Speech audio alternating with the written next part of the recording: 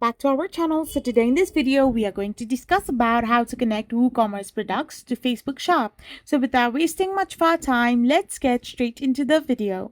So for this you will need to use a plugin like Facebook for WooCommerce or WebToffee product feeds to create a product feed and then connect it to your Facebook shop. This will allow your products to be displayed in your Facebook shop. So for this, you can simply install Facebook for WooCommerce plugin or similar product feed plugin in your WordPress dashboard. After this, you need to use the plugin to generate a product feed that includes your WooCommerce product details and connect it to your Facebook.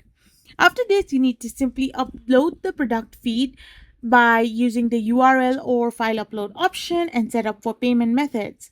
Once everything is done, you need to ensure your products are displaying correctly in your Facebook shop and make any necessary adjustments to your feed or Facebook shop settings. This is how you can simply connect WooCommerce product to your Facebook shop. I hope you found this video helpful, so don't forget to hit that subscribe button and do give us a thumbs up. We will be back again with more informative videos. Thank you for watching.